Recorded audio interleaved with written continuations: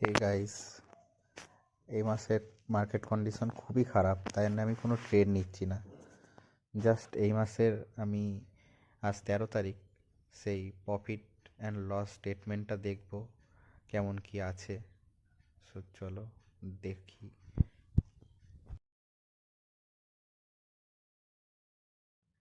এই মাসে 1 তারিখ থেকে 12 তারিখ পর্যন্তই দেখা যাবে। আজকে যেহেতু 13 তারিখ, আজকের স্টেটমেন্টটা দেখা যাবে না, তাই 12 তারিখ সিলেক্ট করে আমরা ডান করব এবং ভিউ করব। ভিউ করে যেমন কি দেখতে পাচ্ছ আমার প্রফিট অ্যান্ড লস স্টেটমেন্ট।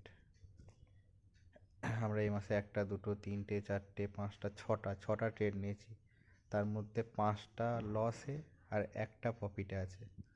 তবুও আমরা এখনও 630 টাকা প্রফিটে আছি দেখতে পাচ্ছি। এটা হচ্ছে রিস্ক রিওয়ার্ডটা ঠিকঠাক মেনটেন করলে এটা করা সম্ভব। সো আজকের জন্য এইটুকুই। নেক্সট ভিডিওতে আবার দেখা হবে। আমার ট্রেডিং জার্নিটা দেখতে থাকো।